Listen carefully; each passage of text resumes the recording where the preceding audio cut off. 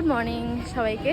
তো আজকে শনিবার আর চলে এসেছি এখন আবার পুজোর পরে প্রথম ক্লাসে, ধস্তাধস্তি করে তাড়াতাড়ি যেটা হয় আর কি আমার প্রত্যেক দিন। তো চলে এসেছি এখন কলেজে, মানে এখনও পৌঁছে যাব আর 2 মিনিটের মধ্যে।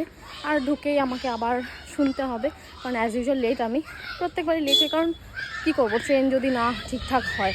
আজকে দত্তপুকুর ছিল, দত্তপুকুর তোমার 10টা ছিল, 10টা থেকে 10টা 40-এ নামাবে বলেছিল বারাসাতে, কিন্তু সেটা নামালো 11টায়। তো 11টায় নামানোর জন্য আমি এখানে লেট, আবার একটু খিদে পেয়ে গেল, তাই একটু খাওয়া দাওয়া করে তারপর আসছি। দেখা যাক, এখন তো মোটামুটি 1টা অবধি ক্লাস হবে। তো ওই 1 ঘন্টা ক্লাস করার জন্যই 3-6 ঘন্টার জার্নি করে আসতে হয় আমাদেরকে। তো যাই হোক, মানে আমাকে স্পেশালি, আর সবার এখানে আশেপাশেই বাড়ি আছে। তো চলো, এই যে আমাদের কলেজ, তো ঢুকি আর দেরি না করে।